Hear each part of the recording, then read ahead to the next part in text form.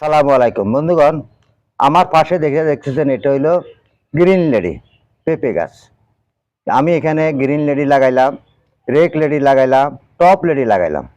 আমার কিন্তু বাইরের খামারে টপ লেডি আছে, এখানে গ্রিন লেডি, রেক লেডি।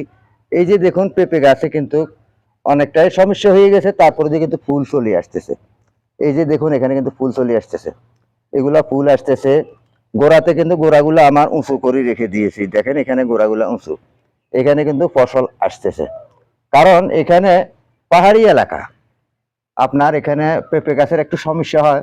এখানে পাহাড়ি এলাকা, পাহাড়ি এলাকা চাষাবাদ করতে অনেকটাই কষ্ট, কারণ এখানে করলি মাটি, লাল মাটি এবং করলি মাটি, পাথুরি মাটির কারণে এখানে কিন্তু শক্তি থাকে না। পাথুরি মাটিতে কখনো শক্তি থাকে না। এই মাটিগুলারে কিন্তু নিজে প্রযুক্তি দিয়ে এগুলারে ডোয়াশ করে নিতে হয়। প্রযুক্তি কি? এখানে গোবর সার, তারপরে যেমন মুরগির বিষটা, জমিনের থেকে মাটি আনি, এগুলারে ওসমেয়াল করে, তাই এখানে এগুলারে প্রযুক্তি দিয়ে এগুলারে ওসমেয়াল করতে হয়।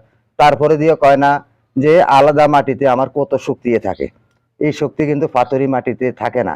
তাই কিন্তু এখানে কিন্তু পেঁপে চাষ করার জন্য উপযোগী নয়, তবুও কিন্তু আমি করতেছি। কারণ আমার এখানে একটা খামার, আমি খামারে অনেক টাকায় লস দিছি। তো লস দেওয়ার পরে আমার মুরগির খামারে লস দিছি, লস দেওয়ার পরে কিন্তু আমি এই খামারটা আমি বছর ঠিয়া নিছি। এই কারণে আমার বছরটা শেষ হওয়ার জন্য আমি কিছু পেঁপে গাছ লাগাইছি। তো পেঁপে গাছ লাগাইছি জন্য কিন্তু আমি ভালো কিছু এখান থেকে পাচ্ছি না। অন্য গত বছর যেরকম পেয়েছি এই বছর কিন্তু পাচ্ছি না, কারণ মাটি দূষিত হয়ে গেছে। মাটি যখন দূষিত হয়ে যায় তখন পেঁপে গাছের এই যে এখানে দেখেছেন পাতাগুলা কিন্তু এখানে মোজাইক বাইরে চলে আসছে। এই যে এখানে বাইরে আমার ওইখানে অনেকটাই মোজাইক বাইরে চলে আসছে। কিংবা এখানে এই শুকনো মৌসুমে অনেকটাই রোদের খরান পড়ে, কিংবা বর্ষা মৌসুমে পাহাড়ে যখন পানি শোষণ করে রাখে, তখন পাহাড়ের জলধারা পানিগুলা বসে যায় নিচের থলি জমিতে। কারণ আমার খামার থেকে পাহাড় হইল প্রায় 140 ফুট উপরে, তাই পাহাড়ে যে পানিগুলা নামে নিচে দিয়ে ঝর্ণা দ্বারা বসে, ততে পেঁপে গাছের গোড়া সবসময় কিন্তু ভিজা থেকে যায়। তাই পেঁপে গাছের অনেক রকমের সমস্যা দেখা দেয়, যেমন মোজাইক ভাইরাস কিংবা পাতা বটা রোগ। এগুলোর জন্য আগে আমি বহুত চেষ্টা করছি, কিন্তু চিকিৎসা হয়ে গেছে, আমার গাছ ঠিক হয়ে গেছে। ঠিক হয়ে যাওয়ার পরে দিয়ে কিন্তু কিছুদিন আগে বাড়ি বর্ষণ গেল, এর আগে কিন্তু রৌদ্রের খরান গেল। এই কারণে পেঁপে গাছের অনেকটাই কিন্তু পেঁপে গাছে যথেষ্ট পরিমাণ লাভ আছে।